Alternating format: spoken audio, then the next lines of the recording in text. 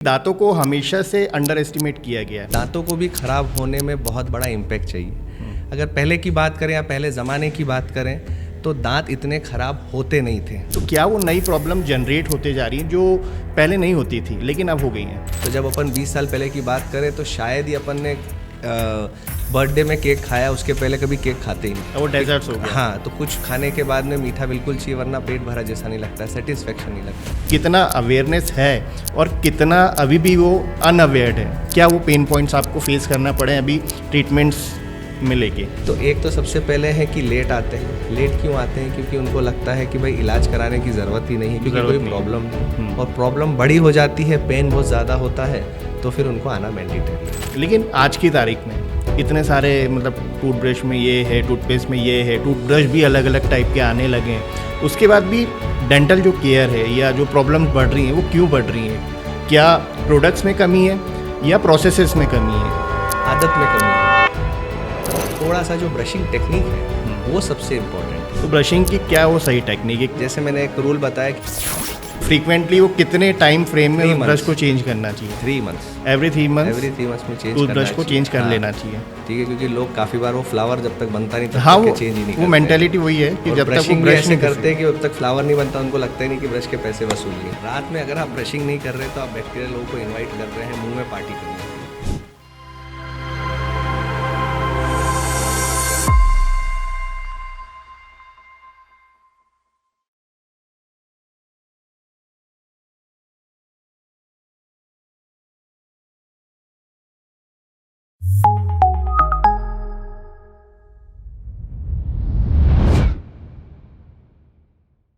सो दांतों की बातों के साथ द अनडिस्कस पॉडकास्ट के इस शो में मेरे साथ हैं doctor Sumit Rathi sir. Sir आपका वेलकम है इंदौर टॉक के इस अनडिस्कस पॉडकास्ट शो पे। थैंक यू अतुल जी और आशीष जी जो इंदौर टॉक के को फाउंडर और सीईओ है, और मेरी सभी को प्रणाम है, इंदौर की जनता को नमस्कार। मैं डॉक्टर सुमित राठी। डॉक्टर साहब, दांतों को लेके बहुत सारे कन्फ्यूजन्स हमेशा से लोगों के मन में रहते हैं और बहुत सारे डायलेमास भी रहते हैं या बहुत सारी मिस इन्फॉर्मेशन रहती है। किसी भी चीज़ की या किसी भी बॉडी पार्ट्स की एक इम्पॉर्टेंस होती है, लेकिन दांतों को हमेशा से अंडर एस्टिमेट किया गया है। तो ये दांतों की हिस्ट्री क्या है, कहाँ से ये शुरू होते हैं और क्या इनका इम्पैक्ट है हमारी पूरी बॉडी में? दांतों को तो जनरली ऐसा है, अगर आप पढ़ेंगे या सुनेंगे तो ये मानना क्या है ही वो प्रूफ कि दांत हड्डी से भी ज़्यादा मजबूत होते हैं। तो कोई भी चीज़ अगर हड्डी को भी टूटने में एक बहुत बड़ा इम्पैक्ट चाहिए, सेम दांतों को भी खराब होने में बहुत बड़ा इम्पैक्ट चाहिए।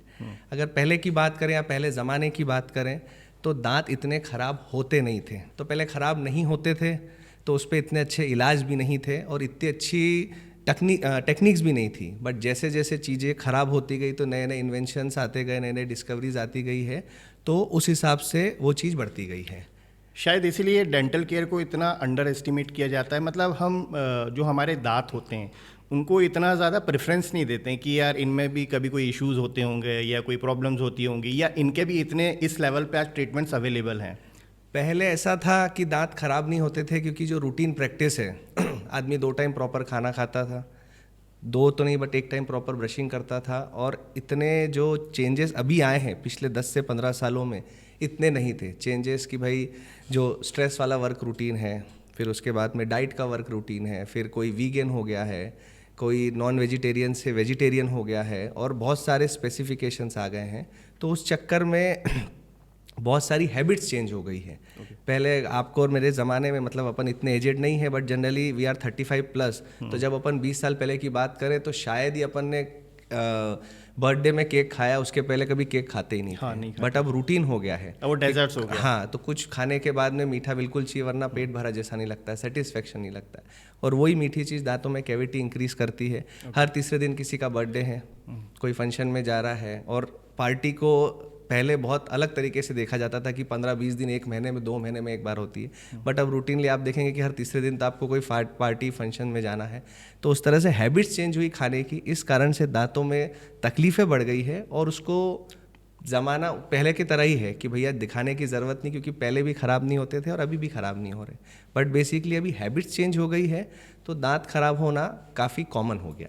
अच्छा डॉक्टर साहब, हम पुराने एंशंट एरा की बात करें या आज से 30 साल पहले की बात करें तो बट ऑब्वियस हमारी लाइफस्टाइल बड़ी सिंपल हुआ करती थी। जैसा भी आपने भी बताया कि आज पार्टीज़ और ये सारा बढ़ते जा रहा है, और पहले जो केक होता था वो बर्थडे पे आमतौर पर खाया जाता था।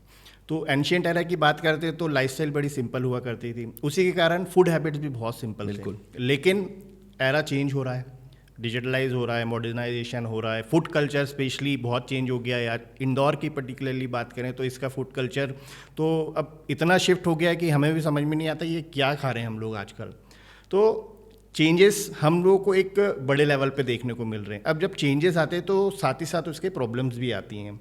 आज के एरा में आप बीइंग अ डेंटल सर्जन, क्या वो प्रॉब्लम्स आज की देख रहे हैं जो एंशियंट टाइम में नहीं एग्जिस्ट करती थी, लेकिन अब ये जो लाइफस्टाइल बदला है, फूड हैबिट्स बदला है, तो वो जो प्रॉब्लम्स हैं वो भी बदल चुकी हैं। तो क्या वो मेजर ऑफ प्रॉब्लम्स विद जब आप किसी ट्रीटमेंट्स के लिए पेशेंट आपको अप्रोच करता है तो क्या वो नई प्रॉब्लम जनरेट होते जा रही हैं जो पहले नहीं होती थी लेकिन अब हो गई हैं? सबसे पहले तो प्रिवेंटिव कोई भी चीज़ पर नहीं ज़्यादा फोकस हो रहा है। ओके। अपन दांतों की बात करें या नॉर्मल शरीर की बात करें, आदमी थोड़ा सा प्रिवेंशन से पीछे है।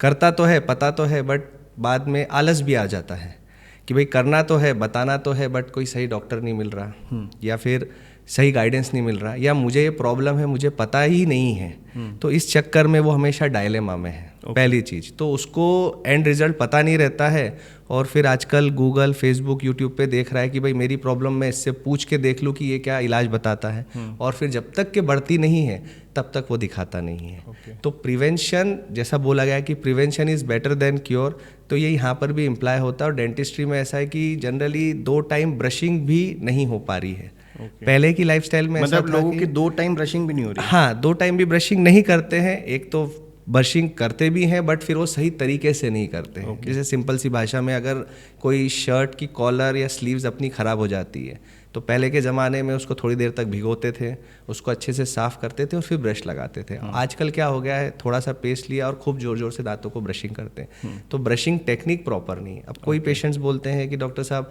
मैं तो 2 टाइम प्रॉपर ब्रशिंग भी करता हूँ, कुछ उल्टा सीधा नहीं खाता हूँ, बट तो भी मेरे हर 6 महीने साल दांत में एक कैविटी तैयार हो जाती है। अगेन द सेम थिंग है कि उसके अंदर प्रॉपर ब्रशिंग हैबिट नहीं है। ओके। और उसके लिए किसी ने आपको बताया नहीं कि भाई ब्रश किस तरह से करना है। एक सिंपल सा लॉजिक है, अगर आप कोई कंघा लेंगे तो कंघे को अगर मैं आपको बोलूँगा उसको साफ़ करना है तो आप उसको, हाँ, सेम दांत है, अगर आपको दांत को साफ करना है तो आपको उसको ऊपर से नीचे और नीचे से ऊपर करना है, रोल ऑन मेथड से करना है, तो दांत साफ होते हैं। बट मतलब ब्रशिंग का भी एक टेक्निक होता है। हाँ, और हम अनअवेयरनेस के कारण यूजुअली उन्हें रबिंग कर देते हैं। रबिंग करते हैं और ज़्यादा उसको ट्रॉमा दे देते हैं मसूड़ों को, और फिर वो तकलीफ बढ़ती है तो पहले घरेलू नुस्खे अपनाते हैं, या कोई आस पड़ोस में आदमी है, कोई मेडिकल वाला है या कोई परिचित है, पहले उससे पूछते हैं। फिर जब सब कुछ करने के बाद आराम नहीं पड़ता है तो तब लगता है कि यार अब जाना ज़रूरी है। और वो इतना सीवियर पेन होता है कि फिर आदमी 10 मिनट वेटिंग एरिया में भी बैठने के इच्छुक नहीं होता। उसको लगता है बस डॉक्टर साहब कब अंदर ले, कब रिलीफ करे, क्योंकि वो सो नहीं पाता है दर्द के कारण और कुछ खा नहीं पाता। और जब ये दोनों चीज़ें नहीं कर पाता आदमी तो बहुत इरिटेट हो जाता है और साइमल्टेनियसली वर्क रूटीन भी बिगड़ जाता है। तो वो तो आके इस तरह से बोलता है, बोले डॉक्टर साहब जो पैसा लेना है लो, मेरे को जल्दी से ठीक करो ताकि मैं खा पाऊँ और सो पाऊँ, और उसके बाद फिर अपने वर्क पे जा पाऊँ, मतलब काम पे जा पाऊँ। तो अभी majority of the problems Indore की अगर पर्टिकुलर हम बात करें तो क्या प्रॉब्लम्स रिपोर्ट होती हैं आपके पास जनरली, कि दांतों में दर्द हो रहा है या कैविटी हो रही है या सड़न है या और कुछ इंटरनल है जो शायद लोगों को अभी जनरल पता ही नहीं होती कि यार दांतों के कारण ये चीज़ें भी हो जाती हैं? अब इंदौर क्या है, जैसे अपन सब जानते हैं कि एक फाइनेंशियल कैपिटल है, ठीक है, तो हर कोई तीसरा आदमी मतलब from all over the MP, out of state से भी यहाँ पर आता है, due to education, due to business या ड्यू टू परचेसिंग। एक ट्रेंड है कि इंदौर में कोई ना कोई आदमी कभी ना कभी आया ही है, किसी भी रूप में, ठीक है। तो इंदौर में जनरली ये देखा गया है कि खाने के बड़े शौकीन हैं, मतलब कैपिटल है, फूड कैपिटल है। तो अगर कोई 56 पे स्पेसिफिकेशन है तो वहाँ पे अपन वो चीज़ खाएंगे, ठीक है। भंवर कुआं में है तो वो चीज़ खाएंगे, विजयनगर में तो वो चीज़ खाएंगे। मतलब ऐसा हो गया कि अगर 4 दोस्त लोग मिले, कुछ खाए नहीं तो वो पार्टी बोलो या वो मिलना बोला उसको कंप्लीट नहीं करते, भले वो नॉर्मल गन्ने का जूस हो या फिर पिज़्ज़ा, पास्ता, बर्गर हो। तो एक सेटिस्फेक्शन तभी आता है कि जब अपन मिले और कुछ खाया। अब उसके बाद काफ़ी बार रहता है कि जैसे स्पेसिफिक एज ग्रुप्स हैं, मतलब जनरलाइज में अगर बोलूँ तो काफ़ी बार खाना खाने के बाद में काफ़ी देर तक के खाना दांतों में चिपका रहता है। अभी प्रैक्टिकली पॉसिबल नहीं कि हर बार मैं खाना खाऊं और ब्रश करूं, ठीक है। तो उसमें ये चीज़ रहती है कि पेशेंट को वाटर का इंटेक इंक्रीज़ करना चाहिए। ओके। वाटर का इंटेक इंक्रीज़ होगा तो साइमल्टेनियसली जो भी खाना चिपका हुआ है दांतों में वो ऑटोमेटिकली वॉश हो जाएगा। पर ऐसा कहा जाता है कि खाने के बाद आपको तुरंत पानी तुरंत भी नहीं, हाफ एन आवर 45 मिनट्स बाद आप बिल्कुल ले सकते हैं। ओके। ठीक है, मतलब मैक्सिमम 1 आवर का गैप आपको रखना चाहिए। ओके। ठीक है, बट इन बिटवीन अगर आप ले तो आप लिटिल सिप्स ले सकते सो हैं। पानी लेने का भी ऐसा कोई प्रोसेस होता है कि ऐसे पानी को पीना चाहिए? नहीं, नॉर्मल जैसे अपन पानी पीते हैं, बट कभी कभी जैसे अब आईटी कंपनीज में आप देख लीजिए कंप्यूटर पे बैठे हुए हैं कंटिन्यूस, बट 2-2 4-4 घंटे तक के पानी पीना नहीं हुआ है, तो उस कारण से कंटिन्यूस कैविटी हो जाती है। और आखिरी में एक शुगरी सबके इच्छा होती है कि सेटिस्फेक्शन हो, कि आखिरी में डेजर्ट हो, कोई मिठाई का टुकड़ा हो, या गुड़ हो या शक्कर हो, तो सेटिस्फेक्शन रहता है। और वो जो है वो बैक्टीरिया धीरे धीरे धीरे धीरे दांतों को गला देते हैं और 6 से 8 घंटे या 12 घंटे में छोटी सी कैविटी काफ़ी बड़ा रूप ले लेती है। डेजर्ट्स को लेके एक आपने जो बात कही कि जनरली लोग डेजर्ट खाने के पूरा एक जो मील कंप्लीट होने के बाद लेते हैं, तो क्या ये सही तरीका होता है डेजर्ट्स को लेने का, या डेजर्ट को मैंने जितना पढ़ा है या बहुत से लोगों ने सजेस्ट भी किया है कि बिटवीन द मील लेना चाहिए, तो जो एक उसका बोलते हैं ना स्वीट वाला पार्ट है वो आप पहले लेंगे और उसके बाद जब आप मील कंप्लीट करेंगे तो ऐसा कुछ भी? अब क्या है जनरली डेजर्ट जो है वो सॉर्ट ऑफ सेटिस्फेक्शन देता है, ठीक है। और अपन कोई भी चीज़ अगर आखिरी में करते हैं तो अपन को सेटिस्फेक्शन, जो बोलते हैं अंत भला तो सब भला। हाँ। तो जनरली रहता है कि थोड़ी देर तक वो मुंह में टेस्ट रहेगा, तो जो मीठा है वो डायरेक्ट रिफ्लेक्स ब्रेन को देता है सेटिस्फेक्शन। ओके। तो जनरली आप कोई भी चॉकलेट्स देखें तो कभी, मतलब बहुत रेयर लोग हैं जिनको चॉकलेट पसंद नहीं, बट कभी भी आप चॉकलेट देखें तो ये नहीं बोलेंगे कि अरे यार मेरे को नहीं खानी या मुझे अच्छी नहीं लगती। वो एक इम्पल्स ब्रेन में जाता है और वो खुशी देता है। तो कोई भी खुशी की चीज़ लंबे समय तक आपको चाहिए, तो इसलिए लोग जनरली खाना खाने के बाद मीठा खाते हैं। बट इन बिटवीन लेने से वही रहता है कि जो उसका शुगरी कंटेंट है वो थोड़ा कम हो जाएगा, तो डैमेज कम होगा। बट ऐसा कोई स्पेसिफिकेशंस नहीं है कि खाने के बाद खाएंगे तो ज़्यादा दिक्कत होगी और अगर खाने के साथ में खाते हैं तो कम है। दिक्कत तो वो कर रहा है। अगेन फिर 4-5 पैरामीटर्स हैं कि पेशेंट बाकी हाइजीन कैसे मेंटेन कर रहा है, दांतों की पोजीशंस कैसी है, ठीक है, और उसका पिछला डेंटल चेकअप कितने साल पहले हुआ था। ये ओवरऑल कलेक्टिवली डिसाइड करता है कि शुगर कितनी इंपॉर्टेंट है उसके इंटेक में। बट हाँ, लेट रहेंगे, ज़्यादा देर तक मुंह में रहेगी, तो ये बिल्कुल बोल सकते हैं कि चांसेस हायर साइड पे रहेंगे कैविटीज़ के। सो आज की कन्वर्सेशन का ये एक इनिशियल स्टार्ट पॉइंट हम लोगों ने डिस्कस किया है।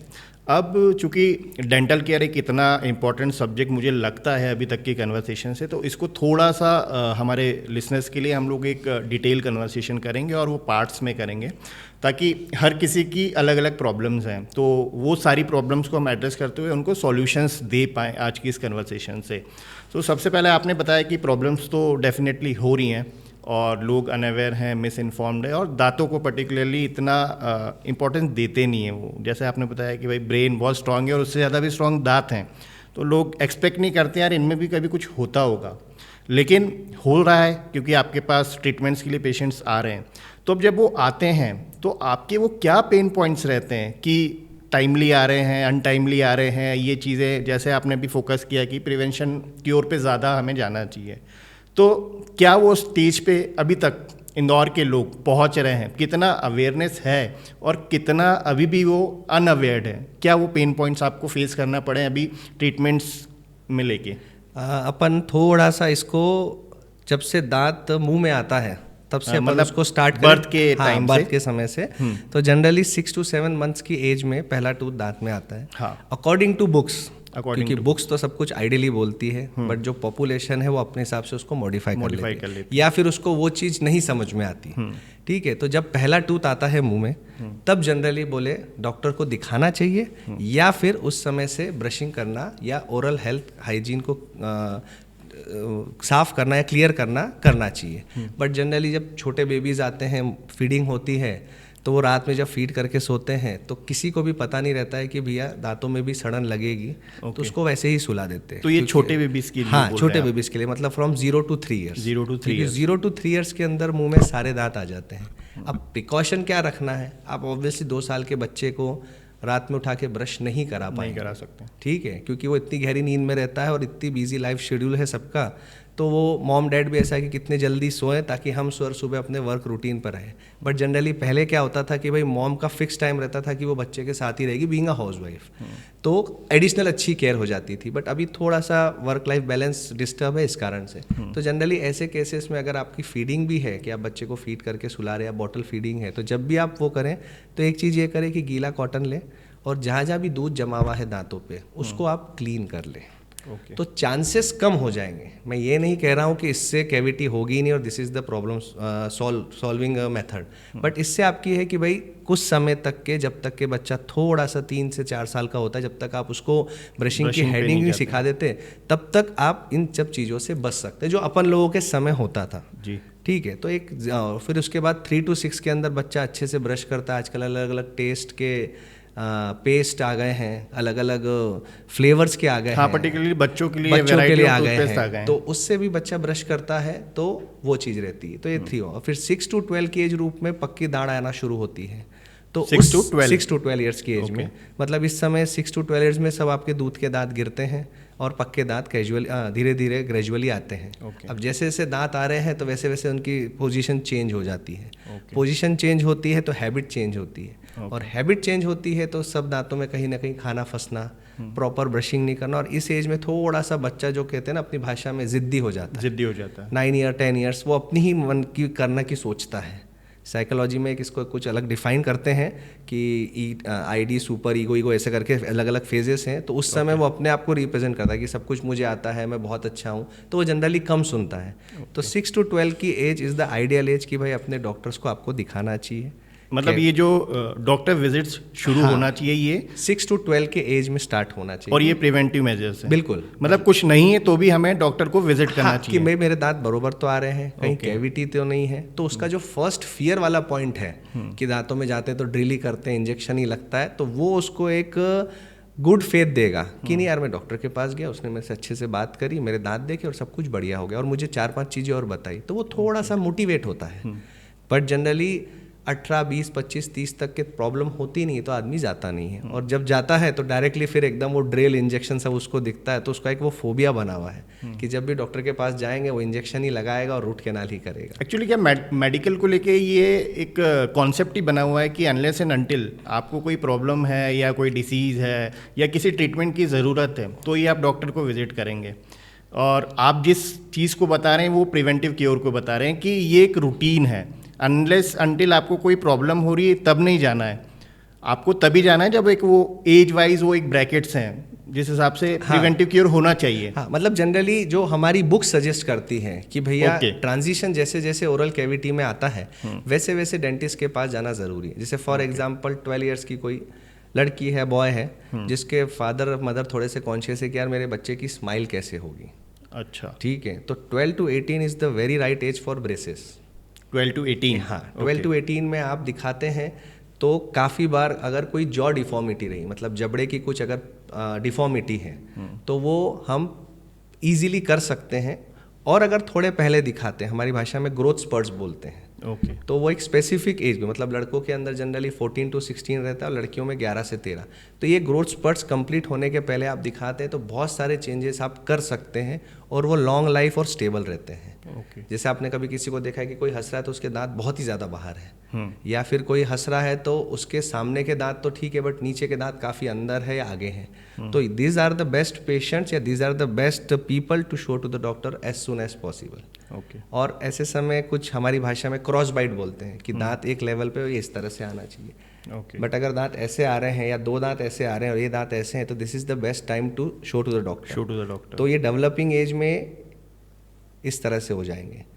तो फिर भविष्य में और इजीली हो जाएंगे। हाँ, मतलब पेशेंट के कुछ अप्लायंस देने से, कुछ प्रैक्टिस करने से, मतलब एक आइसक्रीम स्टिक प्रैक्टिस बोलते हैं, तो उससे भी वो चीज़ हो जाती है कि अपन को ब्रेसेस और ये सब कुछ ना लगाना पड़े। और ये प्रिवेंटिव क्योर है। हाँ, और उसके लिए फिर क्या वो थोड़ा सा मोटिवेटेड हो जाता है, उसकी एंजाइटी पूरी खत्म हो जाती है। नहीं तो जब भी पेशेंट आता है उसको ये लगता है कि दुख रहा है दांत, बहुत दर्द, इतना दुख रहा है और मेरे को वो इंजेक्शन लगाएगा तो और दुखेगा, तो उसको डर बहुत ज़्यादा रहता है। तो 50 या 70% में आपको पेशेंट को बोलता हूँ कि वो इसी तकलीफ में आते हैं, जो आपका पॉइंट था कि पेन पॉइंट क्या है आपके एंड हाँ। पे। तो एक तो सबसे पहले है कि लेट आते हैं। लेट क्यों आते हैं? क्योंकि उनको लगता है कि भाई इलाज कराने की ज़रूरत ही नहीं है, क्योंकि कोई प्रॉब्लम नहीं है, और प्रॉब्लम बड़ी हो जाती है, पेन बहुत ज़्यादा होता है, तो फिर उनको आना मैंडेटरी है। और वो दर्द के कारण दर्द आते हैं, के मतलब वो कारण पेन आते के कारण ही आपके पास हाँ, आते हैं। ठीक है, मतलब 10 से 15 या 20 पेशेंट आप अगर डेली के कर रहे हैं तो उसमें से 10% जो है वो आपको पेन में ही आएंगे। ओके। और इसके बाद फिर आपको उसको प्रॉपर गाइड करना है कि what is the importance of preventive. आजकल लोग बैठते हैं, सुनते हैं, टाइम करते हैं। पहले क्या थे, डॉक्टर्स भी कम थे, ठीक है, और बीमारियां भी कम थी। बट अब डॉक्टर्स भी काफ़ी हो गए हैं और बीमारियां भी उतनी हो गई, क्योंकि हैबिट्स जो है वो काफ़ी चेंज हो गई है। तो जो भी मतलब जैसे डॉक्टर्स हैं उनको प्रॉपर सबसे पहले प्रिवेंटिव केयर कर कि भाई अभी तो हो गया है, ठीक है, अभी तो ये ट्रीटमेंट कर देता हूँ, बट अगले 10 से 15 साल 20 साल तक आपको ये सब चीज़ें ना हो, उसके लिए 1 2 3 4 5 6 जो प्रिवेंटिव केयर है वो करना है। एक जनरली 2-2-2 का रूल है, नॉर्मल भाषा में बोले तो 2 टाइम्स ब्रशिंग, 2 मिनट्स ब्रशिंग और 2 विजिट ईयर। ओके। तो ये करना काफ़ी फ्रूटफुल रहता है। ओके। तो क्योंकि कोई भी छोटी सी कैविटी को बड़े होने के लिए कम से कम 6 महीने लगते हैं। ओके। तो अगर पेशेंट उस बिटवीन में आ जाता है तो कैविटी बढ़ेगी नहीं, तो ट्रीटमेंट भी नहीं कराना पड़ेगा। सो सर, ये तो अभी रही 18 तक की आपने जो एक साइकिल बताई है कि ये प्रिवेंटिव, उसके आगे क्या प्रोसेस फॉलो करना चाहिए? 18 से 25 एज ग्रुप के बीच में नॉर्मल है अक्कल दाढ़ आना। और अक्कल दाढ़? हाँ, अक्कल ये अक्कल दाढ़ क्या होता है? Third molar. अब वो एक ऐसे स्पेसिफिक मतलब ऐसा बोला गया है? हाँ, एक स्पेसिफिक एज ग्रुप में आती है 18 से 25 के बीच में। तो जनरली उस समय बोलते हैं कि भाई you are eligible for voting, मतलब मैच्योर होते हैं इसलिए उसको अक्कल दाढ़ फॉर बोल दिया मैरिज, गया। जैसे ओके। जनरली जो पहले की एज थी। तो एक वो कहावत हो गई है, बाकी उसका अक्कल से कोई लेना देना कोई नहीं। लेना देना मतलब नहीं है। दांतों का वो इंटेलिजेंस से कोई हाँ, लेना देना नहीं है। एज ग्रुप का है, बाकी ऐसा कुछ भी नहीं है कि भाई अक्कल दाढ़ आई है तो अक्कल आ जाएगी। आएगी। क्योंकि आजकल हाँ, ये सब पुरानी हो गया है। हाँ, तो वो कहावतें चीज़ें- और बनी हुई हैं हाँ, चीज़ें। ये चीज़ें चली आ रही है, बट उसका कोई भी संबंध नहीं। और क्या है, पहले जो अपने एंसेस्टर्स आपने देखे होंगे उनके जबड़े बड़े रहते थे, ठीक है, बट जैसे जैसे अपन पका हुआ खाना खाने लग गए हैं, ठीक है, कच्चा खाना कम हो गया है, तो इवोल्यूशन से आपके जबड़े तो छोटे हो गए हैं, बट दाढ़ें उतनी की उतनी ही हैं। ओके। तो ये 50 to 60% नॉर्मल पीपल के अंदर टेढ़ी आती है। ओके। और टेढ़ी आती है तो वो बहुत तकलीफ देती है, क्योंकि वो बाहर आने की कोशिश करती है, उसको जगह नहीं मिलती है, तो पूरा हिस्सा जो है वो स्वेल हो जाता है। पेशेंट को काफ़ी पेन होता है। ओके। और उसके बाद उसको दिखाना ज़रूरी हो जाता है। मतलब जनरली 18 से 25 के एज ग्रुप में जनरली लोग डेंटिस्ट के पास आते हैं और ये सीवियर पेन लेकर आते हैं। ओके। तो इसमें अगर अक्कल दाढ़ सीधी है तो नॉर्मल 3 से 5 दिन के एंटीबायोटिक कवर में और ओरल हाइजीन के तरीके हम जो बताते हैं उससे एकदम ठीक हो जाती। बट अगर उसकी पोजीशंस काफ़ी तिरछी है या वो दूसरे टूथ को ख़राब कर रही है, तो फिर हम अकॉर्डिंग टू ओपीजी और सीबीसीटी जो हमारे डायग्नोस्टिक टूल है वो लेके हम फाइनल डिसाइड करते हैं कि हम उसके निकालना है या और हम अपन उसका क्या कर सकते हैं। सो अगर वो टाइमली आ जाते तो ये प्रिवेंशन क्योर के थ्रू ट्रीट की जा सकती हाँ, है जो नहीं, आप हम बता रहे हैं? पोजीशन नहीं चेंज कर सकते। पोजीशन नहीं अगर चेंज कर आपकी सकते अक्कल दाढ़ तिरछी है, तो ठीक वो है, वैसी ही हम रहेगी। वैसी ही रहेगी और उसको फिर अभी या कुछ समय बाद आपको निकालना ज़रूरी है। अच्छा। बट ये है कि उसको जितने जल्दी निकालते हैं तो उतना दूसरे दांतों को डैमेज नहीं होता है। और अगर उसको निकालते नहीं हैं तो वो दूसरे दांतों को डैमेज करेगी। पास वाले दांतों को इतना सीवियर प्रेशर लगाती है कि उसकी रूट रिजॉर्प्शन कर लेती है। और निकालते हैं तो क्या निकाल इम्प्लीकेशन देते होता है? तो नहीं, निकालते हैं तो वो नॉर्मलाइज हो जाता है। ओके। हाँ, मतलब निकालना इसलिए है ताकि वो दूसरे दांत को खराब नहीं करे। और अगर नहीं निकालते हैं तो काफ़ी बार वहाँ पे सिस्ट बन जाता है। ओके। और सिस्ट धीरे धीरे पूरे बोन को, हड्डी को गला देता है। तो इसको अक्कल दाढ़ को निकालने से फंक्शनैलिटी में कोई फर्क नहीं आता? नहीं आता। वो वैसे भी वेस्टिजल ऑर्गन है, जैसे आपने सुना होगा अपेंडिक्स हाँ। हर एक के शरीर में है, हर एक के शरीर But में। हर कोई नहीं निकालता। हाँ। तकलीफ है तो निकालना। बट पहले Okay. कभी भी डॉक्टर दवा गोली देते। टॉन्सिल हर एक को आया है, बिल्कुल। वो धीरे धीरे ठीक हो जाता है सेम। बट अक्कल दाढ़ में प्रॉब्लम ये है कि उसकी जो पोजीशन है वो डिसाइड करती है और आसपास के स्ट्रक्चर्स को वो डैमेज कर रही है कि नहीं। अब काफ़ी बार पेशेंट आता है, उसको पता ही नहीं रहता अक्कल दाढ़ है और नीचे पूरी सिस्ट बन जाती है। ओके। तो दैट इज़ वेरी मतलब अनप्रिडिक्टेबल। क्योंकि पेशेंट मतलब यंग फीमेल, अभी रिसेंटली हमने ऑपरेट करा है young female, 22 years of age. Okay.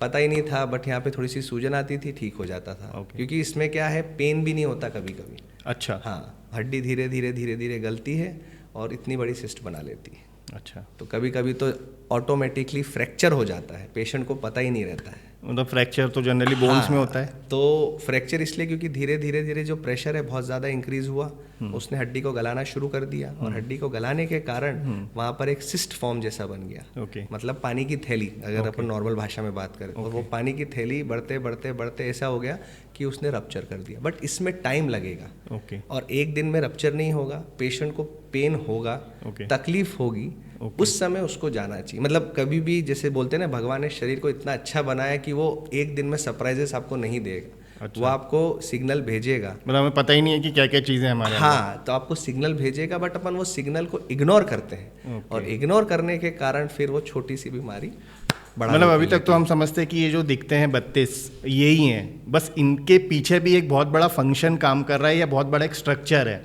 जिसके बारे में हम जनरली अवेयर नहीं है। हाँ, मतलब मैं आपको इसमें एक इंटरेस्टिंग फैक्ट बताऊंगा कि जनरली अगर अनफॉर्चुनेटली किसी का फ्रैक्चर हो जाता है, ठीक है, आप किस फ्रैक्चर की बात कर रहे हैं? ये जॉ का फ्रैक्चर, जॉ फ्रैक्चर, जैसे रोड एक्सीडेंट, जॉ का फ्रैक्चर हो गया है, ठीक है, तो जॉ का फ्रैक्चर गाइडलाइन मानकर आप बाकी बोन को जोड़ सकते हैं। ओके, हाँ, मतलब जैसे फॉर एग्जांपल आपका जॉ का फ्रैक्चर होता है, जैसे एंगल फ्रैक्चर, सिम्फाइसी फ्रैक्चर हमारी भाषा में बोलते हैं, तो वो हम IMF कर देते हैं या फिर हम बोन प्लेटिंग कर देते हैं, और ये ऑक्लूजन जो है ये स्टेबलाइज हो जाता है, और ये स्टेबलाइज होने के बाद में ये जो माइनर फ्रैक्चर्स है वो ऑटोमेटिकली जुड़ जाते हैं। ओके, मतलब हमारी किताबों में एक ये चीज़ है कि बोन, ये जो अपना जबड़ा है, ये हॉकी स्टिक जैसा है। हॉकी स्टिक जैसा। हाँ, सामने के दांत माचिस के बॉक्स जैसे हैं, ओके, और ये हेलमेट जैसा है जो भगवान ने बनाया है। ओके, तो सबसे पहले ट्रॉमा होगा तो माचिस ही टूटेगी, हाँ, माचिस का बॉक्स, बिल्कुल, तो दांत ही टूटते हैं, क्योंकि वो उतना इम्पैक्ट सहन करते हैं हैं। ताकि ब्रेन को खराबी ना हो। फिर थोड़ा इम्पैक्ट ज़्यादा है, जैसे कोई अगर सिंपल गिरता है तो उसका नॉर्मल एक या दो दांत टूटते हैं या थोड़ा सा चिप ऑफ हो जाता है, ठीक है, बट अगर इम्पैक्ट ज़्यादा है तो फिर जबड़ा टूटता है, ओके, और सीवियर इम्पैक्ट है तो फिर वो ब्रेन तक जाता है। तो मैं बोल रहा हूँ ना, ऊपर वाले की क्रिएटिविटी इतनी स्ट्रांग है कि उसने बहुत सोच समझ के डिजाइन किया गया है, बहुत ज़्यादा सोच समझ के, और 1 2 3 स्टेप में कि भाई अगर माइनर होगा तो ये जो रिपेयरेबल है, मेजर होगा तो ये, और फिर अगर मेजर ट्रॉमा होता है तो फिर यहाँ पे ब्रेन पे जाएगा, तो मेन पे जाएगा। ओके, तो ये ऑक्लूजन इज की टू सक्सेस, हमारी भाषा में बोलते हैं कि अगर कोई भी फ्रैक्चर को आप जोड़ें तो ऑक्लूजन इज की टू सक्सेस। मतलब लात को अगर आपने परफेक्टली प्लेटिंग कर दिया, IMF कर दिया, तो जो माइनर फ्रैक्चर्स हैं वो ऑटोमेटिकली जुड़ जाते हैं। मतलब ये तो बहुत कॉम्प्लेक्स स्ट्रक्चर बनाया है हमारे क्रिएटर ने, बिल्कुल, और हम बहुत अनअवेयर्ड हैं, हम ये मान के चलते हैं जो 32 दिख रहे हैं बस वही है। हाँ, साइमल्टेनियसली अभी 40 to 50% अगर आपका, जैसे फॉर एग्जांपल एक नॉर्मल गाड़ी समझे जिसके 4 चक्के हैं, वैसे 1 2 3 4 आपके मेन पिलर्स हैं। अगर इसमें से एक भी पिलर अगर नहीं रहता है तो गाड़ी इस तरह से हो जाती।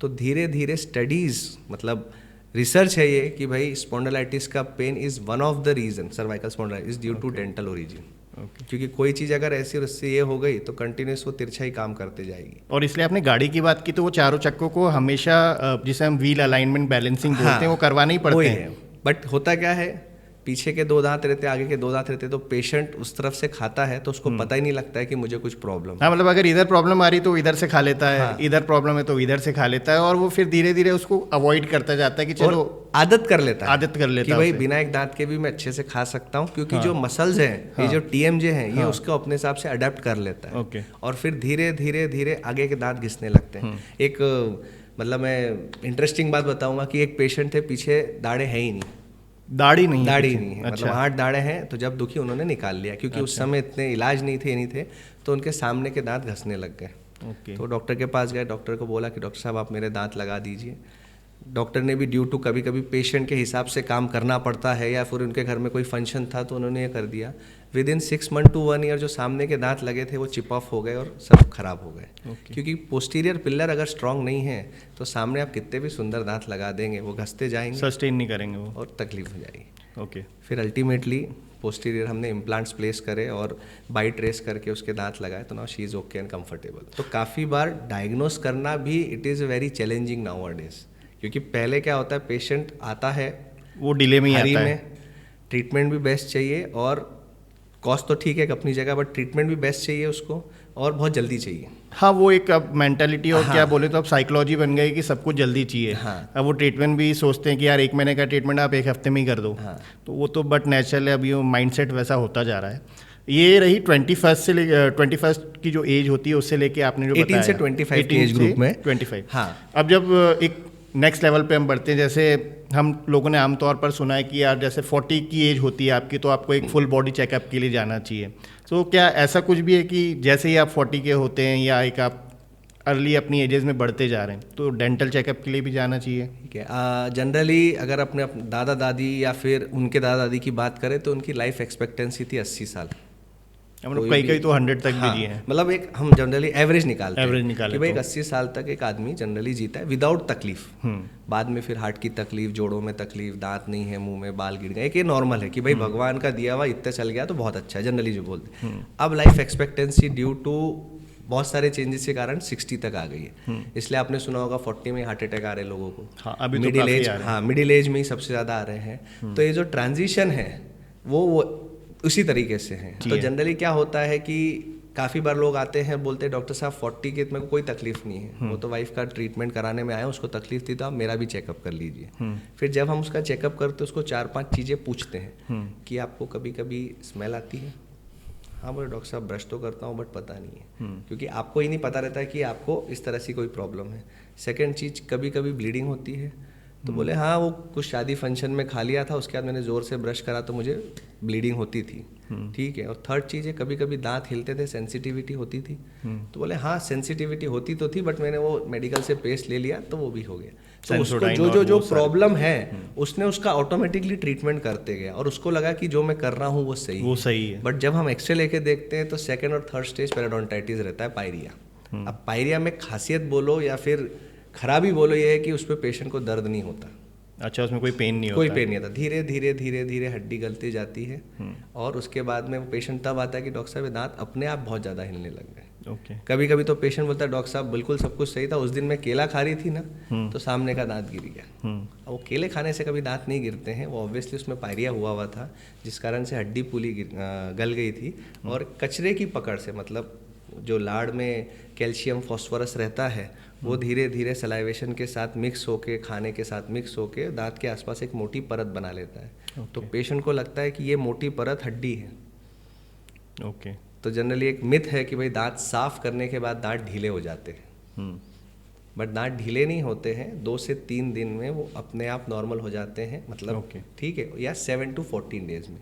Again depending upon case to case. जैसे सिंपल सी बात है, अगर आपका जेब है उसमें आपने चिल्लर रखी तो वो बाहर हो जाएगा, और जैसे ही आप उसको निकालेंगे वो हल्का हो वापस जाएगा। तो सेम है, दांतों के आसपास कॉलर रहती है जिंजावा की, मसूड़ों की, उसके अंदर गंदगी जमी रहती है। वो गंदगी हम निकाल लेते हैं तो मसूड़ा ढीला हो जाता है, बट जैसे ही वो गंदगी निकलती है मसूड़ा आके अपने आप चिपक जाता है। तो with in 5 to 7 days patient पूरा नॉर्मल हो जाता है। Again it depend upon the severity of the disease. पर जो नॉर्मल जिंजेवाइटिस हम बोलते हैं या मसूड़ों की तकलीफ बोलते हैं, उसमें पेशेंट 5 से 7 दिन में एकदम बढ़िया हो जाता है। अभी आपने ब्रशिंग वाली बात की, और अब चूँकि पुराने एरा में मैंने देखी है वो चीज़ें कि इवन दातुन भी काफ़ी होती थी लोगों के लिए, अपनी बोलते हैं ना डेंटल केयर के लिए और ब्रशिंग के लिए। और मेरे पर्टिकुलर दादाजी वो लास्ट तक भी ऑलमोस्ट दातुन और मंजन और वो फिंगर से ही करते थे, तब भी उनके दांत बढ़िया हेल्दी थे। लेकिन आज की तारीख में इतने सारे, मतलब टूथब्रश में ये है, टूथपेस्ट में ये है, टूथब्रश भी अलग अलग टाइप के आने लगे हैं, उसके बाद भी डेंटल जो केयर है या जो प्रॉब्लम्स बढ़ रही हैं वो क्यों बढ़ रही हैं? क्या प्रोडक्ट्स में कमी है या प्रोसेसेस में कमी है? आदत में कमी है। आदत में कमी। प्रोडक्ट बहुत अच्छे हैं। अच्छा, ठीक है, क्योंकि इतने रिसर्च से होकर आए हैं तो प्रोडक्ट सभी अच्छे हैं। ठीक है, कोई कम है कोई ज़्यादा है, बट नीड के हिसाब से। बट आदत में कमी है। अब मुझे पता ही नहीं है कि गाड़ी चलानी कैसी है। तो मुझे पता ही नहीं है कि स्पीड ब्रेकर पे रुकना है कि नहीं रुकना है। अब आप सोचो एक स्पीड ब्रेकर है, उस पर 80 की स्पीड पर गाड़ी चलाओगे तो क्या रहेगा?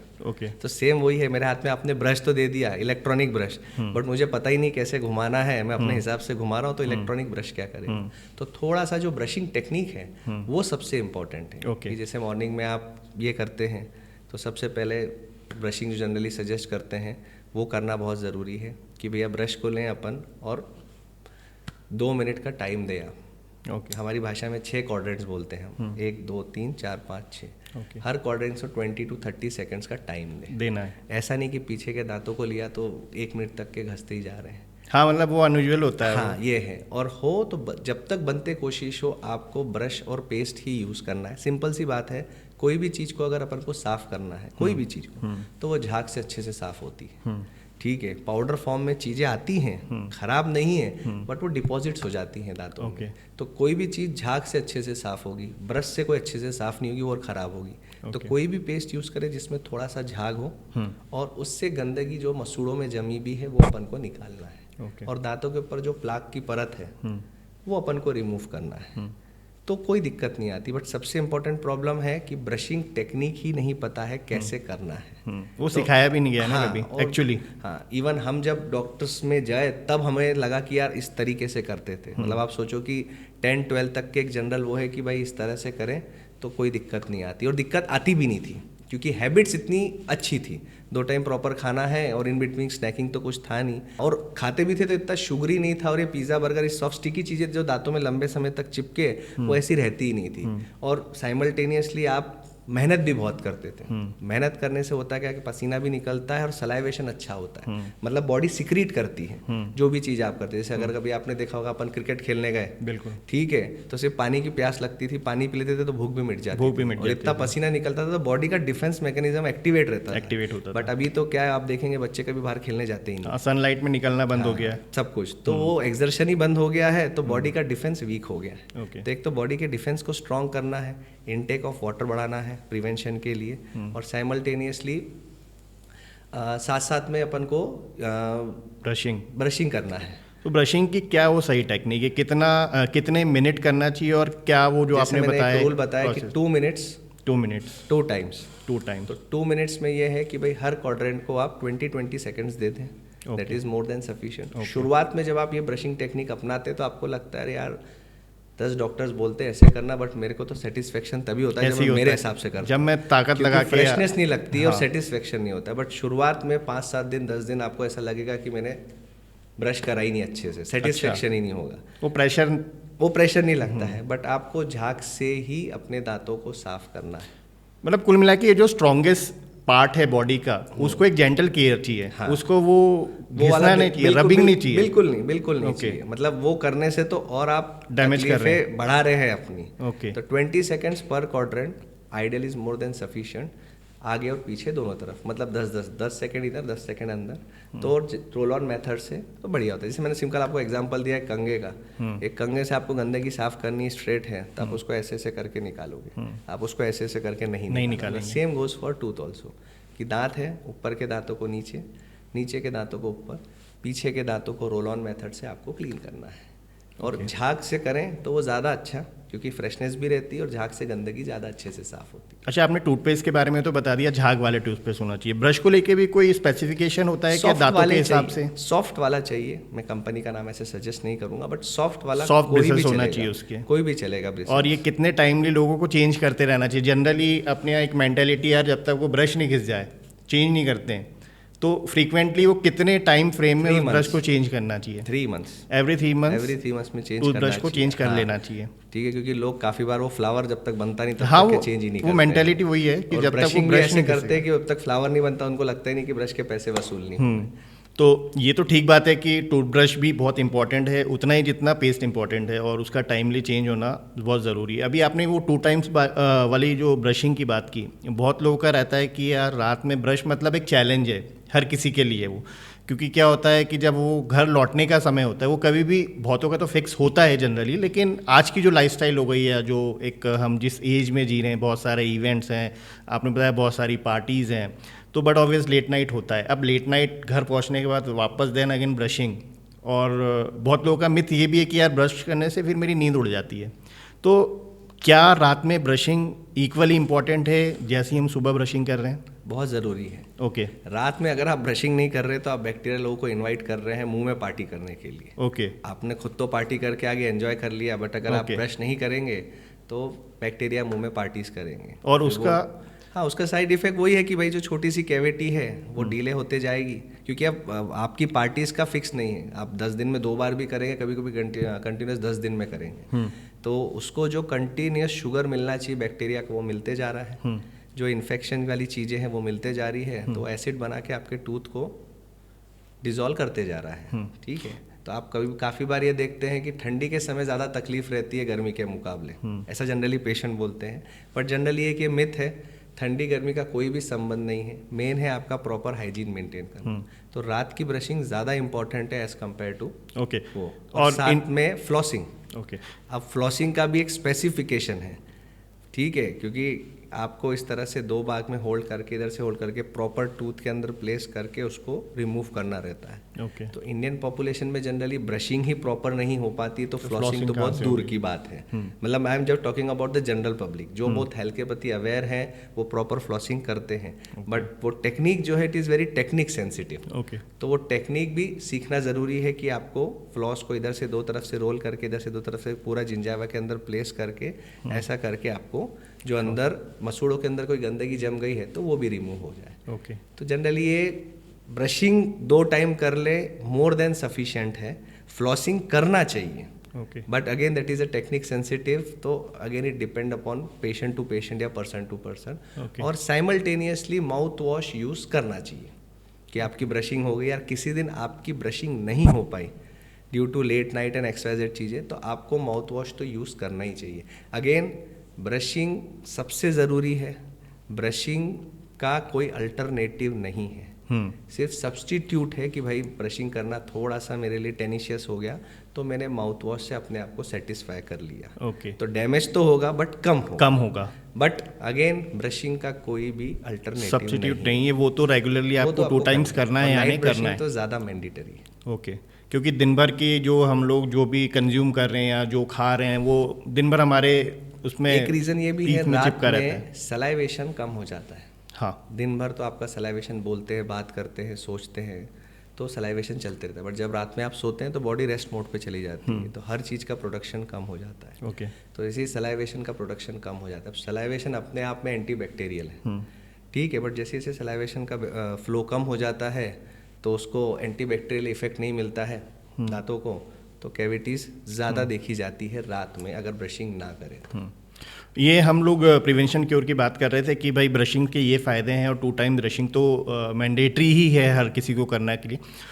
वो जनरली मैं एक जो कारण समझ पाता हूँ कि बार बार फिर वही देखने में आता है कि जो हमारी डेंटल केयर है उसके लिए इतना इन्फॉर्म नहीं है। हम डेंटल केयर को सिर्फ वो 32 दांत ही मानते हैं आज भी कि भाई इनकी ब्रशिंग कर ली, लेकिन अभी आपने चूँकि इतना एक लंबा एक्सप्लेन किया है हमें कि जो डेंटल जो 32 दिख रहे हैं उनके नीचे भी बहुत सारे स्ट्रक्चर्स हैं, बहुत सारा नर्वस सिस्टम है या बहुत सारी वो चीज़ें हैं जिसके बारे में अभी हमें पता भी नहीं है।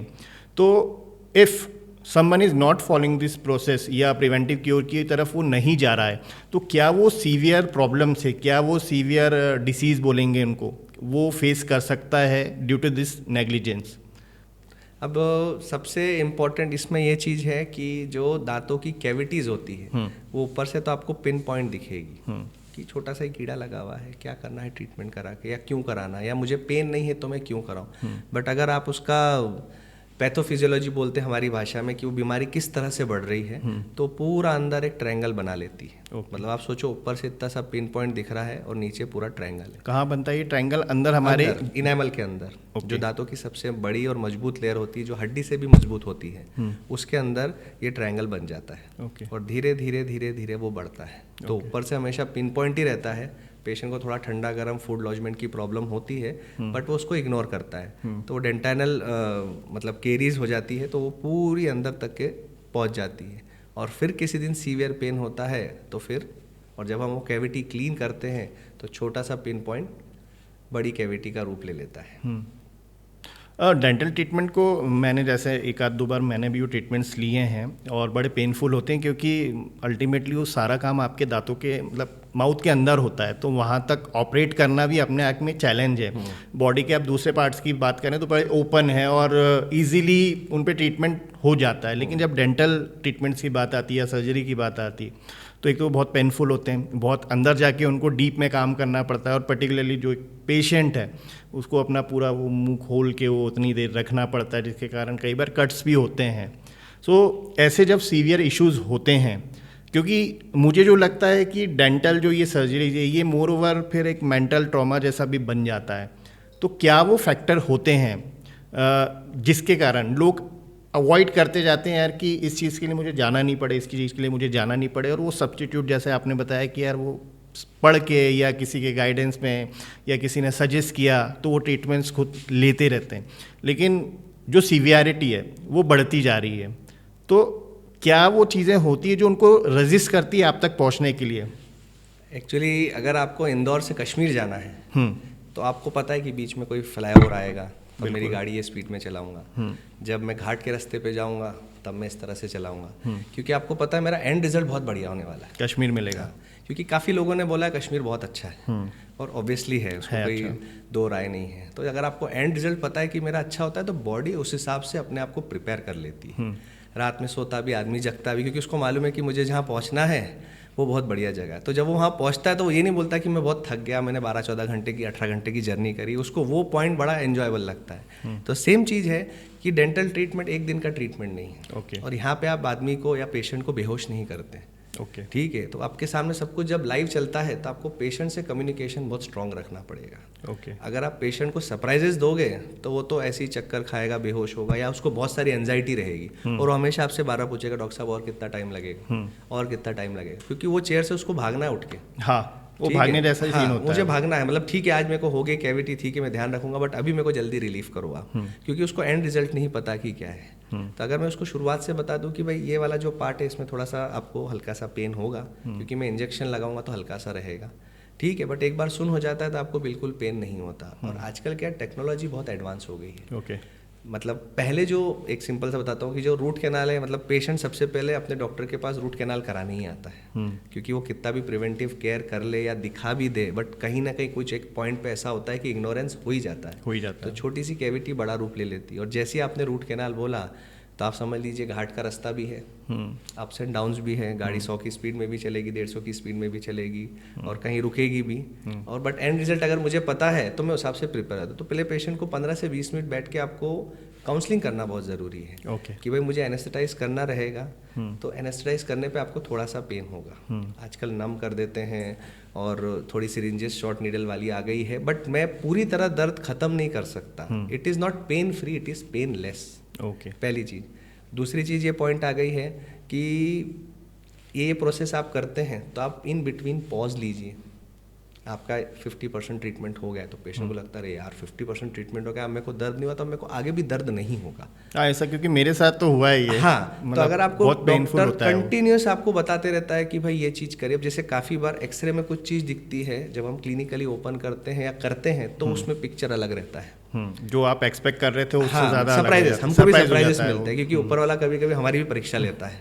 एग्जामिनर तो हमको लेकर एक ऑथेंटिकेट कर दिया कि भाई आप ट्रीटमेंट कर सकते, बट ऊपर वाला भी तो बोलता है कि भैया आपको मेरी याद आना चाहिए, क्योंकि you are next to us, जो जनरली बोलते हैं। बट तो उस समय हमको सरप्राइजेस मिलते हैं। अब काफ़ी बार एक्सरे बोल रहा है कि यार each and everything is fine, but patient बोलता है एक पॉइंट पे कि डॉक्टर साहब यहाँ मेरे को तकलीफ हो ही रही है, तो तब उस पॉइंट पे बताना ज़रूरी है कि भाई टूथ में क्या क्या प्रॉब्लम्स है, आपको 1 विजिट लगेगी, 2 लगेगी, आपको पेन क्यों हो रहा है, तो उसको लगता है कि हाँ जो मैं चीज़ पूछ रहा हूँ वो मुझे प्रॉपर आंसर मिल रहा है, तो उसको सेटिस्फेक्शन लगता है, उसकी एंजाइटी कम होती है, तो तब ये क्वेश्चन नहीं पूछता।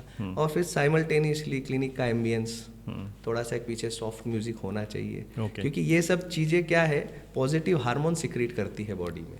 नहीं तो एंजाइटी में आदमी के नेगेटिव हार्मोन सिक्रीट होना शुरू करते हैं, वो अपने आप और क्या होगा और क्या होगा, जी घबरा रहा है, हाइपर हो जाता है, एंजाइटी बढ़ने लगती है। और वो आप उसको रिएश्योर कर दो कि भाई एक इंजेक्शन लगता है, 30 से 45 मिनट का समय लगेगा, उस बीच में आपको 5-5 मिनट का 2-2 मिनट का पॉज देंगे तो आप कंफर्टेबल हो जाना। साइमल्टेनियसली कोई दूसरे पेशेंट्स को देखता है तो वो उससे ये करता है कि यार ये पेशेंट का भी तो हो रहा है, तो उसको एक अश्योरिटी रहती है कि यार इनका भी तो वही चल रहा है, ये तो एकदम कूल है, तो मुझे क्या हो गया। और मुझे मेरे डॉक्टर ने अगर सब कुछ बता दिया कि ऐसा होगा तो फिर मैं डर क्यों रहा हूँ।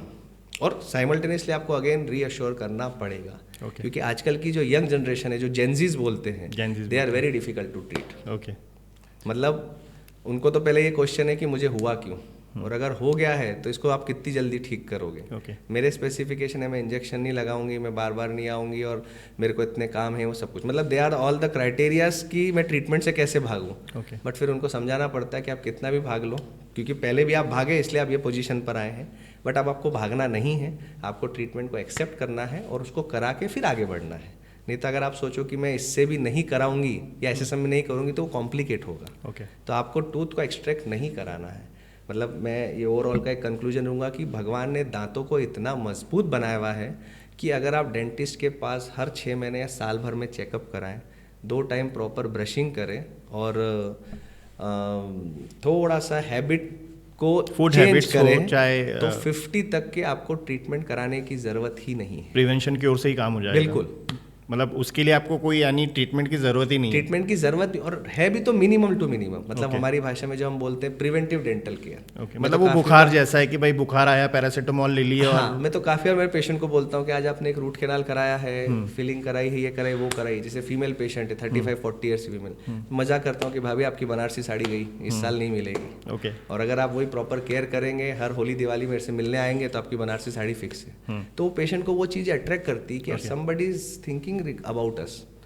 ये वो तो कनेक्टिंग है। हाँ, फीमेल पेशेंट का हो गया। मेल पेशेंट का है कि भाई कोई ट्रिप पे जाना है, जैसे अब स्कूल गोइंग काफ़ी बच्चे, कॉलेज गोइंग काफ़ी बच्चे आते हैं, तो बोला यार इस बार की तेरी कॉलेज ट्रिप जो थी वो नहीं हो पाएगी। बोले क्यों सर? बोला बस इतना पैसा तो मैंने ही ले लिया। तो फिर हंसता है कि बोले सर जब नेक्स्ट टाइम कॉलेज ट्रिप करूंगा तो बरोबर आपको याद करूंगा कि आपने बोला था ये चीज़ें। फिर छोटे बच्चे को कोई गाड़ी हो आपकी, जो थोड़े समझदार है 9-10 साल के, कि तेरी कोई स्पेसिफिक गाड़ी थी या कोई ड्रेस था तो वो मैं नहीं मिल पाएगा इस बार, तो वो सोचता है, पूछता है क्यों। फिर जब हम बताते हैं कि अच्छा ये चीज़ है, तो फिर उसको लगता है कि नहीं, कहीं ना कहीं somebody is connecting you regarding that stuff। अच्छा, आप इतने पेशेंट्स का ट्रीटमेंट्स करते हैं और इतने पेशेंट्स आपके पास आते हैं, तो कंटिन्यूटी कितने लोगों की रहती है? मतलब एक होता है ना, जैसे आपने बताया कि it is a painful process, फिर इसमें मल्टीपल सीटिंग्स लगती हैं, तो कई बार होता है कि यार व्यक्ति या पेशेंट 1 सीटिंग 2 सीटिंग लेके फिर गायब हो जाता है, तो कितनी कंटिन्यूटी में और कितना सक्सेस रेट हो पाता है एक पेशेंट के ऊपर आपका? अब ट्रीटमेंट, कोई भी ट्रीटमेंट, मतलब अगर आपने आधी रोटी खाई है तो पेट भरेगा नहीं फिर भरेगा। आप हमेशा ये बोलते रहेंगे भूख लगी भूख लगी। The same goes for dental treatment. अगर आपने प्रॉपर ट्रीटमेंट कराया है तो चांसेस बहुत निग्लिजिबल है कि वापस आपको तकलीफ हो। Okay. बट आपको प्रॉपर अपॉइंटमेंट शेड्यूल फिक्स करना है आपको टाइमिंग बताना है डॉक्टर्स को। जैसे काफ़ी बार रहता है कि भाई कोई फर्स्ट विजिट में वो बोलता है, सरेंडर रहता है, डॉक्टर साहब आप जब बुलाओ, जैसे बुलाओ, मैं आने को तैयार हूं। बट जब सेकंड विजिट में उसका पेन रिलीफ हो जाता है तो फिर वो थोड़ा सा मॉडिफिकेशन करता है, और जब थर्ड विजिट रहती है उसमें तो बहुत ज़्यादा मॉडिफिकेशन कराता है, तो दैट बिकम्स वेरी डिफिकल्ट। तो पहले ही हम first day appointment schedule fix कर देते हैं। Okay. और मॉर्निंग इवनिंग का उनको प्रॉपर एक टाइम दे देते हैं कि अनफॉर्चुनेटली अगर आपका मॉर्निंग में नहीं जमा तो आप इवनिंग में आ जाइए। Okay. तो 2 स्लॉट्स आप पेशेंट्स को दें अगर, तो उनके लिए फ्रूटफुल रहता है कि भाई इफ़ इनके, क्योंकि पहली विजिट में टाइम ज़्यादा लगेगा, बट सेकेंड और थर्ड में उतना टाइम नहीं लगता है जनरली। तो पेशेंट को भी लगता है कि हाँ भाई मेरा 50-70% काम हो गया, अब मेरा 10-20% बचा और आखिरी विजिट में तो मेरा इतना ही काम है, तो मैं जा सकता हूँ। और वही अगर उसको पता ही नहीं है, उसको लगता है वापस से ड्रिल चलेगी, इंजेक्शन लगेगा, तो सोचते हैं यार अभी तो हो गया आराम, अब मैं पहले दूसरे काम निपटा लूं, वापस एक्सपीरियंस नहीं करना हाँ, चाहता मैं मेरे है दूसरे काम निपटा लूँ, घर में शादी फंक्शन एक्सट्रा सब चीज़ें घूमना फिरना कर लूँ, फिर उसके बाद आखिरी में तो सरेंडर होकर जाना ही पड़ेगा। तो अगर आप उसको पहले बता दें, और आजकल सिंगल सिटिंग रूट कैनाल्स हो रहे हैं, तो within 45 minute to 1 hour के अंदर जनरली रूट कैनाल हो जाते हैं। Again depending upon patient and clinical case. फिर आजकल इंट्राओरल स्कैनर्स आ गए हैं जिससे आप तुरंत कैप का नाप ले लो तो 48 आवर्स के अंदर कैप बन के आ जाती है। तो बहुत सारे एडवांसमेंट भी हो गए, तो थोड़ा पेशेंट के लिए ईज हो गया है वो चीज़ें। और जनरली किस एज ग्रुप के अभी ज़्यादा पेशेंट आपको देखने को मिलते हैं, या जेंडर में किस मेल्स को ज़्यादा हो रहा है प्रॉब्लम्स या फीमेल्स को ज़्यादा हो रहा है? मिक्स्ड है, पॉपुलेशन का मिक्स्ड है। बट सिंपल सी चीज़ है कि अगर कोई रास्ता है उस पर 4-5 बड़े पत्थर है, ठीक है, तो आपको गाड़ी को इस तरह से मॉडिफाई करके डेस्टिनेशन पे पहुंचना पड़ेगा, बट आपको डेस्टिनेशन पे तो जाना है। मतलब कहने की बात है कि अगर आपके मुंह में दांत है और वो आड़े तिरछे हैं तो आपको खाना तो चबाना ही है, उसका कोई पर्याय नहीं है। तो आड़े तिरछे दांतों को आप सीधे कराइए, वो ज़्यादा अच्छा है, तो उससे आपको प्रॉब्लम्स आगे भविष्य में नहीं होगी, पहली चीज़। सेकेंड चीज़ ये है कि हार्मोनल चेंजेस जो हैं वो फीमेल की बॉडी में 25 से 45 के बीच में काफ़ी फ्लक्चुएट होते हैं। प्रेगनेंसी होती है, फर्स्ट बेबी, सेकेंड बेबी, बहुत सारे चेंजेस होते हैं, फिर मीनोपाज आता है, ये सब कुछ। तो 25 से 45 एज ग्रुप में बहुत ज़्यादा चेंजेस आते हैं। तो ये काफ़ी पेशेंट ज़्यादा देखे गए हैं 25 से 45 के एज ग्रुप में, फीमेल एज ग्रुप के अंदर, और मेल एज ग्रुप के अंदर 40+ में ज़्यादा है। ओके। जो ऑटोमेटिकली जिनको तकलीफ होती है, एक तो है कि आपको तकलीफ है आप दिखाएंगे, और एक काफ़ी रहता है ना कि डॉक्टर साहब मैं तो पहली बार आया हूँ, 40 साल तक कोई तकलीफ नहीं थी, क्योंकि दिखाया ही नहीं, तकलीफ तो थी बट दिखाया ही नहीं, क्योंकि इतना सीवियर पेन नहीं हुआ, या फिर एक तरफ तकलीफ थी वहाँ से खाना ही बंद कर दिया, 2-5 साल उधर से गाड़ी चल रही है, फिर जब दोनों तरफ की गाड़ी रुक गई तो बोले अब चलो अब तो जाना पड़ेगा। ओके। तो वो चीज़ें हैं। तो generally 25 to 45 female age group थोड़ा प्रीडोमिनेंट होता है, ज़्यादा स्पेसिफिक प्रॉब्लम जैसे मसूड़ों में से खून आना, मसूड़ों में से सूजन आना, कैविटीज़ होना, ये चीज़ें। और मेल के लिए 40+ के बाद में प्रॉब्लम स्टार्ट हो जाती है। और again depending upon the oral structure कि उसके दांत पहले से कैसे हैं, क्योंकि अगर सीधे हैं, परफेक्टली अलाइन है, तो उसमें और चांसेस प्रॉब्लम आने में टाइम लगता है।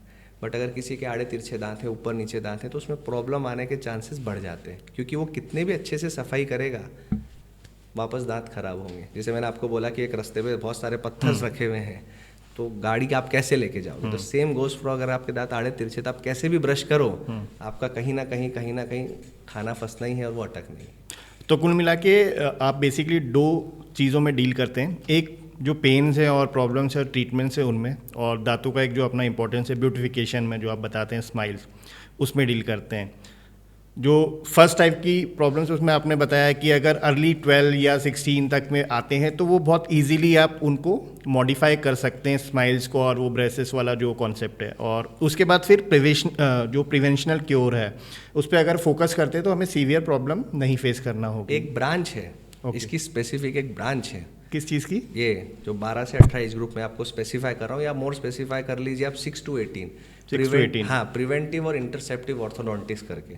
ओके। हाँ, तो ये कि ब्रांच इस तरीके से है कि भैया 6 to 18 के एज ग्रुप में अगर आपके दांत मिस अलाइन है, पहली चीज़, या अगर आपका जॉ आगे पीछे है, तो बहुत सारे अप्लायंसेस दे के हम जॉ की डिफॉर्मिटी को भी ठीक कर सकते हैं। और जैसे जैसे एज एडवांस होती है, 9 years, 10 years, 12 years, 15 years, depending upon case to case हम दांतों को अलाइन करते हैं। और ये बिना किसी सर्जिकल ट्रीटमेंट के कोई सर्जिकल ट्रीटमेंट नहीं। और काफ़ी बार तो अप्लायंसेस से ही हो जाता है कि पेशेंट 6-8 महीने साल भर वो अप्लायंस पहनता है तो दांत सही हो जाते हैं। सिंपल सा लाइक लॉजिक है, घड़ा आप जब भी बनाते हैं उसको शेप करते हैं ऐसा। हाँ, तो जैसे आपकी इच्छा आप वैसा शेप कर सकते हैं up to the age of 12 to 18। But उसके बाद में अगर आपको एक नल भी लगाना है तो थोड़ा मटका तड़कने का डर रहता है, ड्रिल करना है, और वो फिर तो सेम गोज फॉर डेंटल कि अपने 18 साल तक के पेशेंट का जॉ हो गया, पेशेंट के दांत को अगर एक अच्छे शेप में दे दिया तो उसके गाल, नाक, माथा मतलब सब कुछ अच्छे से डिफाइन हो जाएंगे, क्योंकि ये मेन है।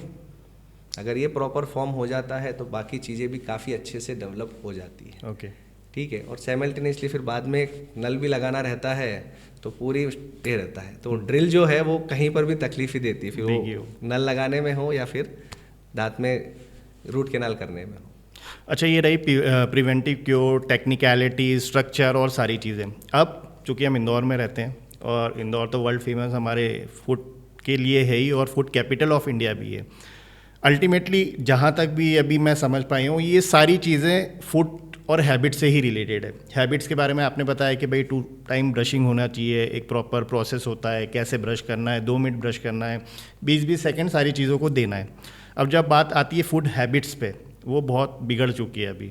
और पार्टीज़, आप बताते हैं कि पार्टीज़ होती है, तो दांतों के लिए क्या वो फूड हैबिट्स भी अडॉप्ट करना चाहिए लोगों को कि यही खाना चाहिए या ये चीज़ अवॉइड करना चाहिए? मतलब होता है ना कि एक बॉडी के हिसाब से लोगों को सजेस्ट किया जाता है कि यार एंजाइटी में आप ये स्ट्रेस मत लो, ये चीज़ें मत करो। दांतों के लिए भी कोई ऐसी हैबिट्स होती हैं क्या कि यार ये आपको नहीं चबाना चाहिए, ये आपको ये चीज़ नहीं खाना चाहिए? डेजर्ट आपके जैसे बीपी, शुगर में बहुत सारा एक आता है ना फूड हैबिट्स चार्ट दे दिया जाता है न्यूट्रिशन द्वारा कि ये खाना अवॉइड करना है, ये पीना अवॉइड करना है, ज़्यादा स्वीट्स नहीं कंज्यूम करने। तो अगर किसी की बॉडी में या एज वाइज भी अगर ये होता हो तो कि भाई इस एज तक आप ये बिल्कुल खाएं, इस एज के बाद इस चीज़ को कम करें, और इस एज के बाद तो इसको छोड़ ही दें, ये आपकी डेंटल केयर के लिए बहुत इंपॉर्टेंट है। तो ऐसा कुछ फूड हैबिट भी होता है? बीइंग अ डॉक्टर मैं बहुत सारे चार्ट लिस्ट आपको दे दूंगा, बट मैं थोड़ा सा प्रैक्टिकल नोट पे बात करता हूँ कि मैं अगर आपको भी बोलूँ कि खाना नहीं, तो आप बोलेंगे डॉक्टर साहब 4 दिन हो गए, बस 5वें दिन में वो उन्होंने इतनी मनवार करी तो मुझे एक तो खाना ही पड़ा। आज अगर आपको डायबिटीज़ भी है तो मैं पूरा नहीं खाऊंगा, थोड़ा सा खा लूँ मान सम्मान के लिए। तो कोई भी चीज़ एकदम नहीं छोड़ना चाहिए। अगर आप एकदम छोड़ देंगे तो बॉडी उसको एक्सेप्ट नहीं करती। ठीक है, तो आपको उसको धीरे धीरे वाले इंटरवल में छोड़ना चाहिए। जैसे अब कोई बच्चा है तो वो चॉकलेट खाएगी, ठीक है, तो मैं बोलता हूँ कि उसको ब्रशिंग के लिए आप मोटिवेट करें कि तेरे को चॉकलेट खाना है तू खा, बट 2 बार ब्रशिंग कर, 6 महीने में एक चेकअप कर। क्योंकि आप नहीं देंगे तो उसके चाचा, नाना, काका, मामा, आस पड़ोस वाले दे देंगे। तो आपने अल्टीमेटली चॉकलेट बंद तो कर दी अपने पास से, बट उसको चॉकलेट मिलना बंद नहीं हुई। तो हैबिट को धीरे धीरे डिक्लाइन करना है कि अगर तू 4 दिन में खा रहा है तो उसको 8 दिन में कर, 2 टाइम प्रॉपर ब्रशिंग कर और 6 महीने में एक चेकअप कर। क्योंकि डेंटिस्ट्री थोड़ा सा अलग है बाकी शरीर के स्ट्रक्चर से।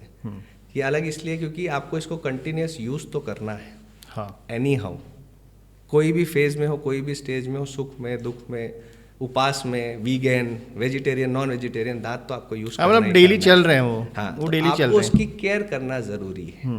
फिर आप गाड़ी इलेक्ट्रिक लो या फिर पेट्रोल लो, डीजल लो, आपको मेंटेनेंस तो कराना है क्योंकि आपकी कंटिन्यूस रनिंग है। तो उसी हिसाब से आपको प्रिवेंटिव केयर करना तो है, बट एकदम कोई भी चीज़ छोड़ना it is very very impractical. मैं बोल रहा हूँ, बीइंग अ डॉक्टर मैं बहुत सारे चार्ट्स आपको कर दूंगा, आप शेयर भी कर देंगे, बट जो ऑडियंस है वो फॉलो करने में 1 से 2 बार कतराती वो तो खाएगी। बट धीरे धीरे धीरे अगर आप उसको कम करें और प्रिवेंटिव केयर पे ज़्यादा ध्यान दें तो वो रहता है। बट वही है कि शुगर इंटेक जो है, शुगरी फूड को कम करना चाहिए, फाइब्रस इंटेक इंक्रीज करना चाहिए, जो ऑटो क्लिनजिंग हो जाता है। बहुत लंबे समय तक के मुंह में बंद ना रखे, बंद इन अ सेंस कि अगर आप कंटिन्यूस कंप्यूटर पे काम कर रहे हैं, जैसे आईटी वाले हैं, या कंटिन्यूस ड्राइवर गाड़ी चला रहा है, तो मुंह में आप कम से कम पानी कंटिन्यूस लेते जाएं, या फिर च्युइंगम जो शुगर फ्री है वो आप यूज़ करें, तो ऑटोमेटिकली सलाइवेशन रहेगा। और अगेन सबसे लास्ट बट जो लीस्ट है कि भैया साल में एक चेकअप इज़ मैंडेटरी, तो वो काफ़ी फ्रूटफुल रहेगा। प्रिवेंटिव क्योर बहुत ज़रूरी है, सबसे ज़्यादा ज़रूरी वही है। तो आपको ना कोई स्क्रू वाले दांत लगाने पड़ेंगे जो आजकल इम्प्लांट्स बोलते हैं, ना कोई रूट कैनाल कराना पड़ेगा आपको,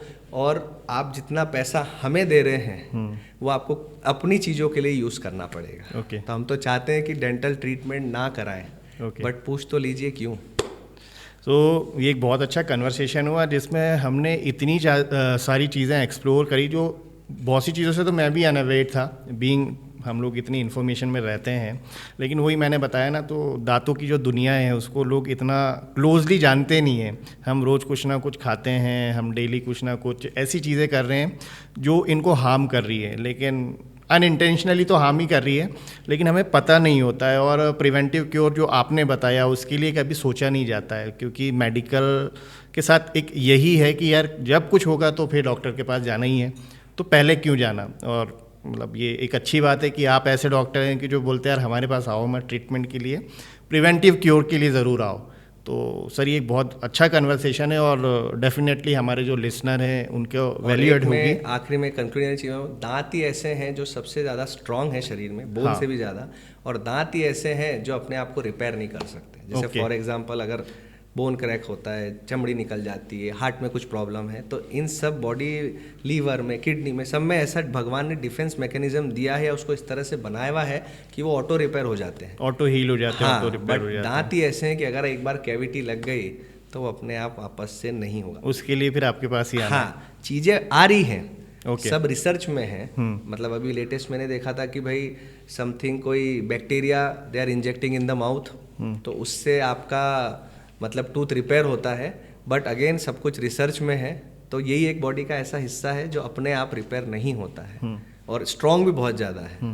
तो उस हिसाब से कि भाई दिस इज़ इररिपेयरेबल, अगर ख़राब हुआ तो इलाज तो कराना है, उसका कोई सब्सटीट्यूशन नहीं है। ये सारी कन्वर्सेशन हुई, एक पॉइंट मेरे दिमाग से मिस हो गया कि ये बहुत से लोगों की प्रॉब्लम्स है, और पर्टिकुलरली जब मुझे भी ये चीज़ हुई थी, तो ये जो दांतों का पेन होता है ये अधिकतर रात में होता है, जब हम एक होते हैं ना, एक स्लीप मोड में जाने वाले होते हैं और अचानक से ये दांतों का दर्द निकल आता है, और वो टाइम ऐसा होता है कि किसी को भी कंसल्ट करना या ट्रीटमेंट के लिए जाना पॉसिबल नहीं हो पाता।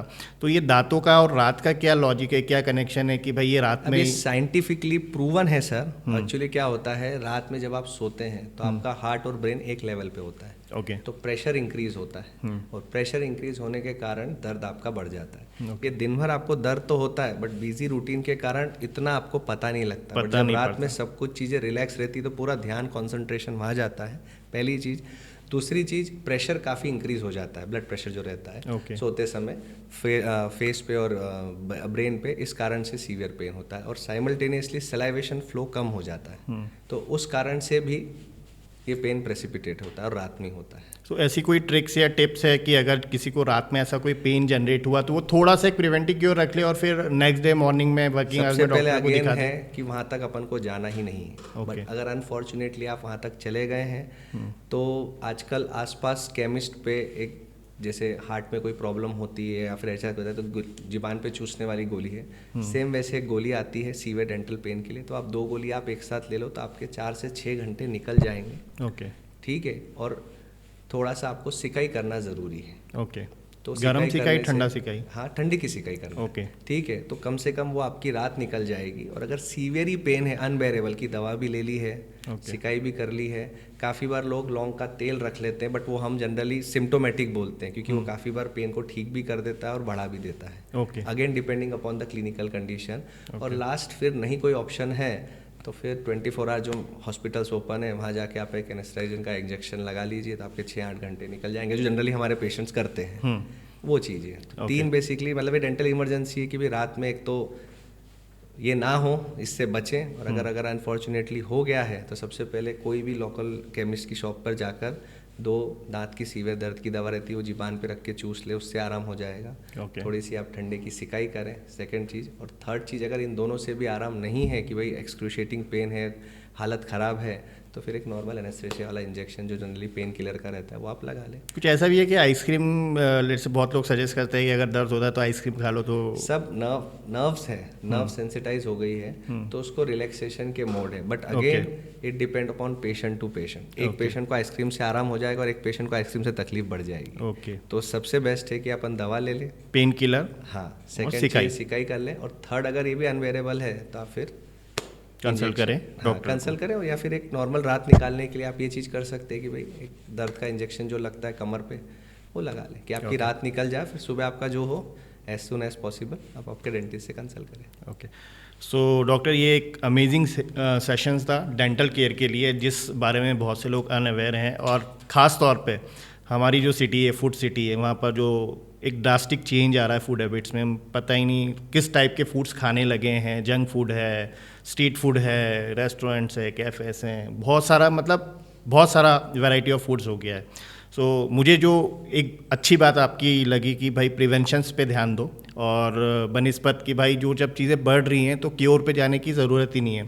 सो प्रिवेंटिव मेजर्स आपने बहुत डिटेल में एक्सप्लेन करे, सिंपल से। एक नई लाइन भी ऐड हुई है कि prevention is better than care and prevention is cheaper than treatments. Okay, तो ये आपकी है कि नहीं? ये मैंने कहीं पढ़ी हुई है। अच्छा, मेरी आपने नहीं पढ़ी है। हुई है। Prevention is better than care है तो अपन सालों से सुनते आ रहे हैं, but prevention is also cheaper than care और अदर ट्रीटमेंट्स। तो ट्रीटमेंट्स तो डेफिनेटली कॉस्टली होते ही जा रहे हैं और ट्रीटमेंट के साथ एक कॉस्ट जो होती है वो तो फाइनेंशियल बहुत बढ़ गई है, और एक जो कॉस्ट होती है कि भाई बियर करना उस पेन को, वो कई लोगों से बियर नहीं किया जा सकता, इसके कारण और उनकी प्रॉब्लम बढ़ती हैं। सो आप इस पॉडकास्ट पे आए, it was a amazing conversation और डेफिनेटली हमारे लिसनर्स हैं उनको बहुत सारा एक वैल्यू ऐड होगा। और डेंटल केयर के लिए हमेशा से हम लोगों ने इसको अंडर एस्टिमेट किया है।